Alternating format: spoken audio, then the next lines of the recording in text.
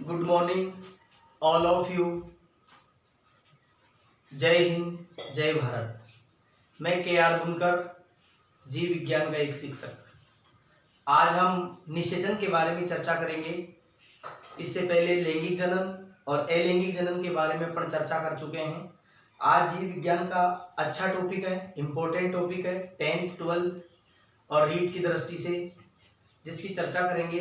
निषेचन, निषेचन किसे कहते हैं, निषेचन होता क्या है, कितने प्रकार का होता है, कौन कौन से जीव इसमें सम्मिलित होते हैं, इन सब के बारे में अपन चर्चा करेंगे। तो अपना टॉपिक है निषेचन। निषेचन किसे कहते हैं? नर तथा मादा युग्मकों के संलयन की क्रिया को निषेचन कहते हैं। नर तथा मादा युग्मकों के, नर युग्मक और मादा युग्मक, नर तथा मादा युग्मकों के, युग्मकों को बोलते हैं गैमेट्स। संलयन का मतलब होता है मिलना या जुड़ना। नर तथा मादा युग्मकों के संलयन की क्रिया को ही क्या कहते हैं? निषेचन कहते हैं। या फिर अपन ऐसे कह सकते हैं, नर युग्मकों को बोलते हैं शुक्राणु। नर युग्मकों को क्या बोलते हैं? शुक्राणु। तथा मादा युग्मकों को क्या बोलते हैं? अंडाणु। नर शुक्राणु व अंडाणु के संलयन की क्रिया को निषेचन कहते हैं। किसे कहते हैं? या तो अपन ऐसे कह सकते हैं, नर तथा मादा युग्मकों के संलयन की क्रिया को निषेचन कहते हैं, या फिर ऐसे कह सकते हैं शुक्राणु तथा अंडाणु के संलयन की क्रिया को क्या कहते हैं? निषेचन कहते हैं। अब देखो, शुक्राणु क्या होते हैं? अगुणित होते हैं, एन होते हैं, और अंडाणु भी क्या होते हैं? अगुणित एन। शुक्राणु और अंडाणु को क्या कहते हैं? युग्मक। अब जब निषेचन हो गया, नर तथा मादा युग्मकों के संलयन की क्रिया हो गई, दो अगुणित युग्मक मिल गए, इससे द्विगुणित युग्मनज, द्विगुणित का मतलब होता है 2n, n और n क्या हो गए? 2n। इससे द्विगुणित युग्मनज को जाइगोट कहते हैं। इससे द्विगुणित युग्मनज का निर्माण होता है। ये हो गया अपना निषेचन किसे कहते हैं।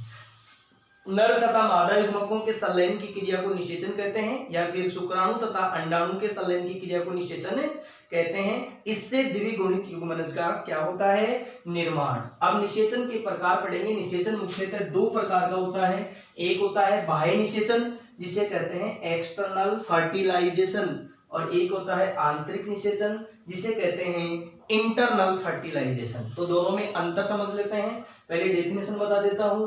बाह्य निषेचन किसे कहते हैं? ऐसा निषेचन या वह निषेचन जो सजीवों के शरीर के बाहर होता है, और ज्यादातर इसके अंदर जलीय जीव आ जाते हैं, इसमें जल की आवश्यकता होती है। अर्थात ऐसा निषेचन, परिभाषा से स्पष्ट हो रहा है, नाम से समझ में आ रहा है कि बाह्य, शरीर के बाहर होने वाला निषेचन बाह्य निषेचन, और शरीर के अंदर होने वाला निषेचन क्या कहलाता है? आंतरिक निषेचन कहलाता है। तो दोनों में अंतर पढ़ेंगे।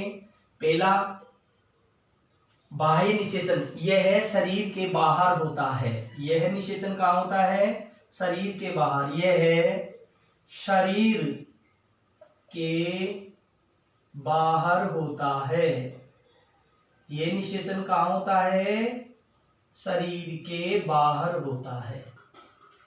यह शरीर के बाहर होता है। इसमें पहला पढ़ेंगे आंतरिक निषेचन में, यह शरीर के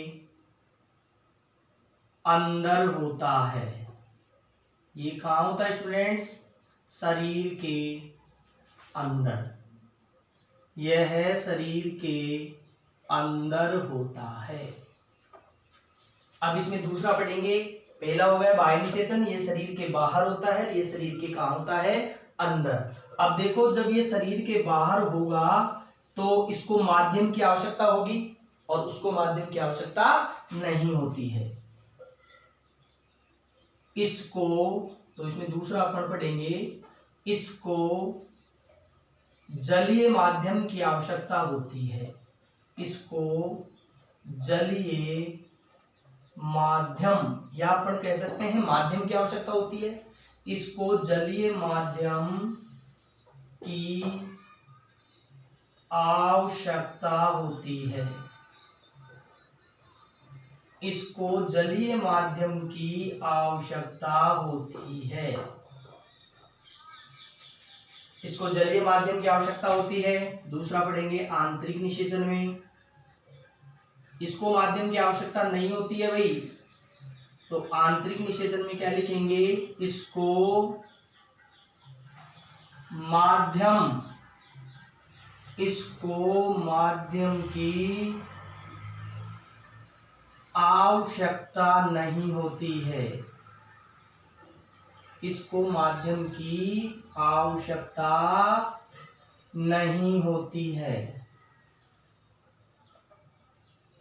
देखो ये बात दोबारा बता देता हूं, इसको माध्यम की आवश्यकता होती है, मतलब इसमें माध्यम की जरूरत होती है और वो भी माध्यम होता है जल के अंदर। ये निषेचन ज्यादातर जल में पाए जाने वाले प्राणियों में होता है। नर क्या करते हैं, नर अपने शुक्राणु जल के अंदर छोड़ देते हैं और मादा जो प्राणी होते हैं जलीय प्राणी वो भी अपने अंडाणु जल के अंदर छोड़ देते हैं। और जब नर के शुक्राणु मादा के अंडाणु आपस में मिल जाते हैं तो निषेचन की क्रिया हो जाती है। संलयन होते ही निषेचन की क्रिया हो जाती है, लेकिन ये निषेचन कहाँ होता है, शरीर से बाहर जलीय माध्यम में, जबकि इसको माध्यम की आवश्यकता नहीं होती है। इसके अंदर अपन तीसरा टॉपिक पढ़ेंगे।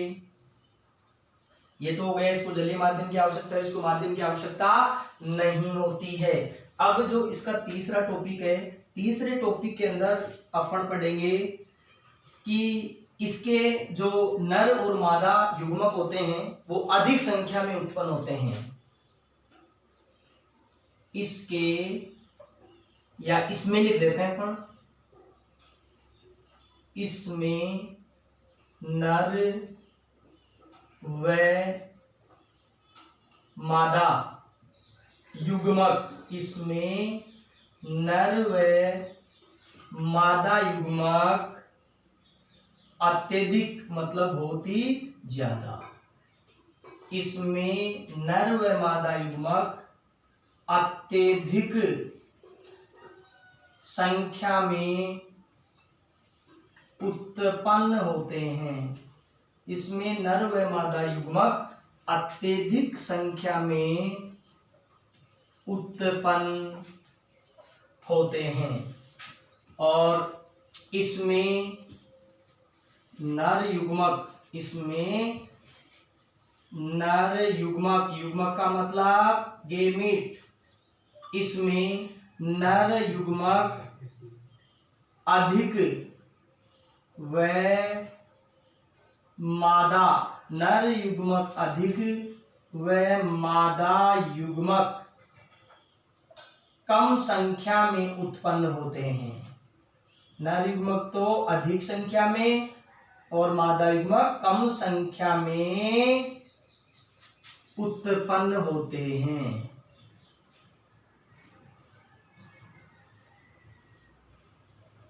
ठीक है भाई, इतना क्लियर। इसमें नर व मादा युग्मक अत्यधिक संख्या में उत्पन्न होते हैं, इसमें नर युग्मक तो ज्यादा और मादा युग्मक क्या होते हैं, कम संख्या में उत्पन्न होते हैं।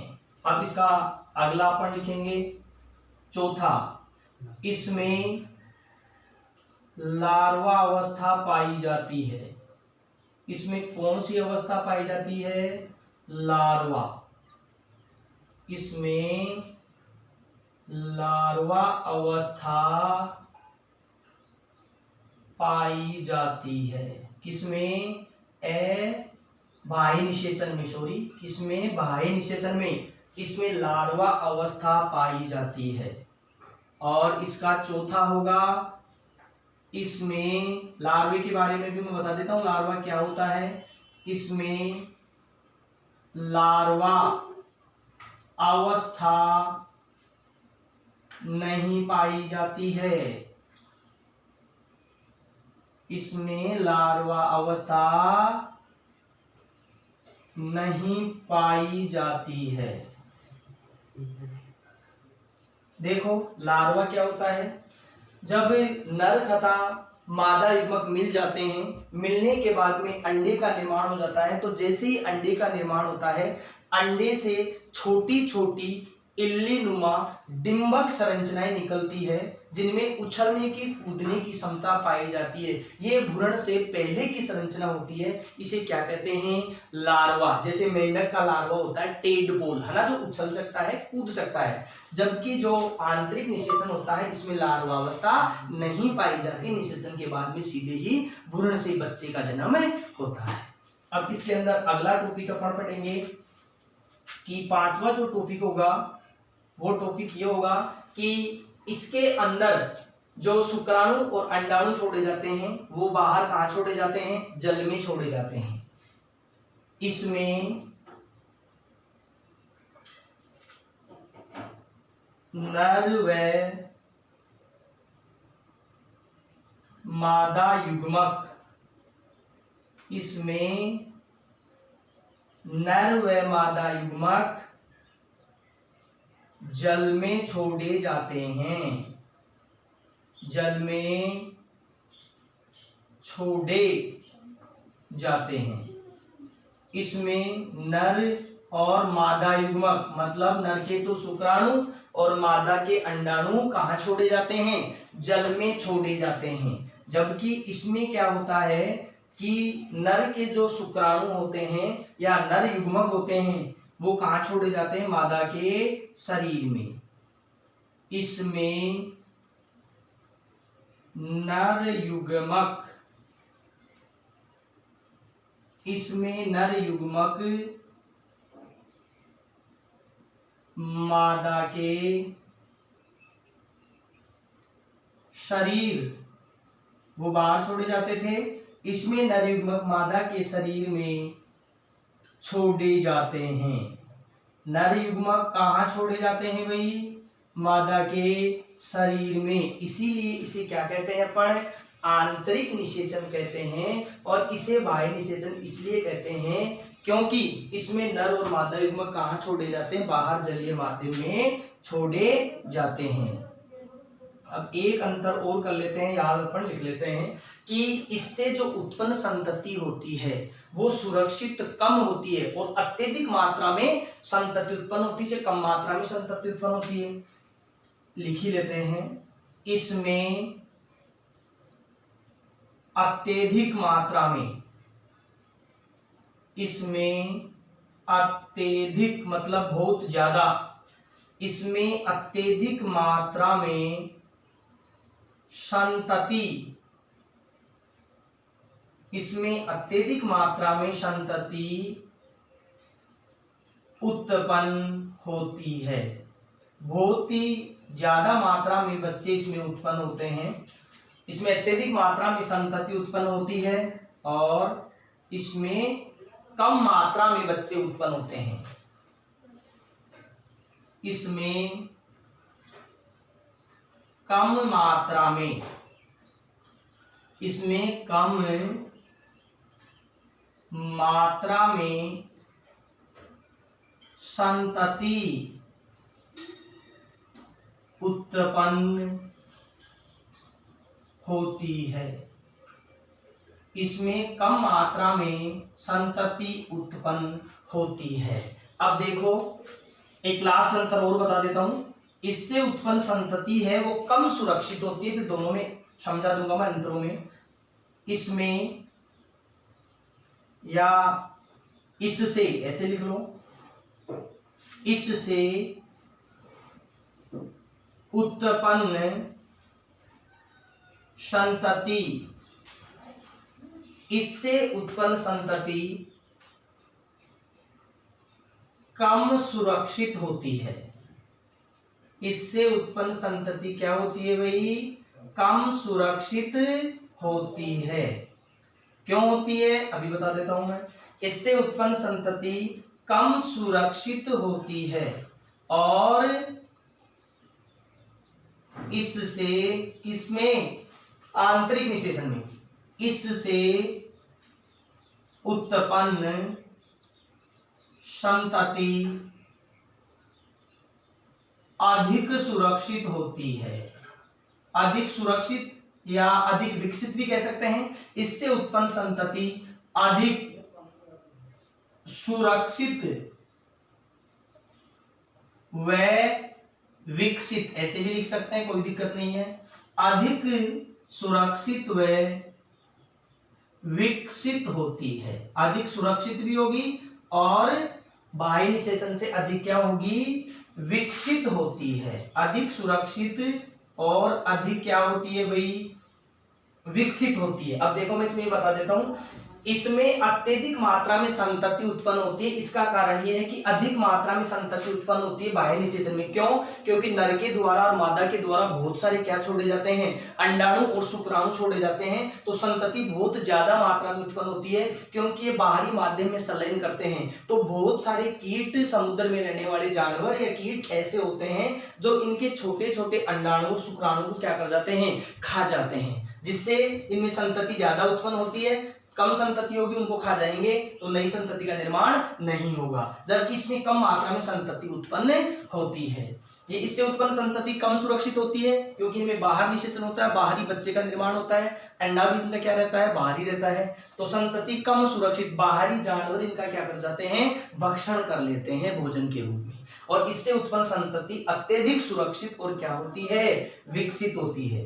अब इसका उदाहरण बताना चाहूंगा आपको। उदाहरण देखो, इसका उदाहरण अपन देखना चाहे तो लगभग समस्त अकशेरुकी प्राणी। कौन से? अकशेरुकी प्राणी। कौन से प्राणी भाई? अकशेरुकी प्राणी। अकशेरुकी प्राणी को अंग्रेजी में इनवर्टिब्रेट कहते हैं। अकशेरुकी प्राणी। अकशेरुकी का मतलब ऐसे प्राणी जिनमें रीढ़ की हड्डी नहीं पाई जाती है। और इसका उदाहरण देखना चाहिए अपन। उदाहरण तो इसके अंदर क्या आ जाएंगे, समस्त लगभग कशेरुकी प्राणी। कौन से प्राणी? कशेरुकी प्राणी। कशेरुकी प्राणी का मतलब है ऐसे प्राणी जिनके अंदर क्या पाई जाती हो, रीढ़ की हड्डी पाई जाती है, पृष्ठ रज्जु पाया जाता है, मेरुदंड पाया जाता है। इनको कहते हैं कौन से प्राणी? कोर्डेटा प्राणी, कशेरुकी प्राणी। इनको कहते हैं अकशेरुकी प्राणी या नॉन कोर्डेट प्राणी। अब देखो इसके अंदर कौन कौन से आ जाते हैं, ज्यादातर जल में रहने वाले प्राणी आ जाते हैं। जैसे अपन देखना चाहे तो मछली, मेंढक और स्टारफिश, तारा मछली जिसको अपन कहते हैं, स्टारफिश, सेलामेंडर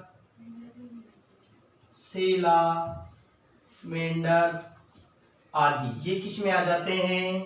अकशेरुकी प्राणियों में। इनमें निषेचन कौन सा होता है? बाह्य निषेचन। जल के अंदर निषेचन होता है। अब है कशेरुकी प्राणी, ऐसे प्राणी जिनके अंदर रीढ़ की हड्डी पाई जाती हो। तो रीढ़ की हड्डी कौन से प्राणी में पाई जाती है? जैसे अपन देखें तो मानव, गाय, बिल्ली, पक्षी, कुत्ते वगैरह सारे इसके अंदर आ गए। मानव है, गाय है, बिल्ली है, कुत्ता है, घोड़ा है आदि। इसका मतलब ये हो गया लगभग सारे बच्चे देने वाले प्राणी और कुछ अंडे देने वाले प्राणी भी किस में आ जाते हैं? आंतरिक निषेचन के अंदर आ जाते हैं। बाह्य निषेचन और आंतरिक निषेचन अपना कंप्लीट हो गया। एक बार आप इसका स्क्रीनशॉट ले लो वीडियो को रोक करके।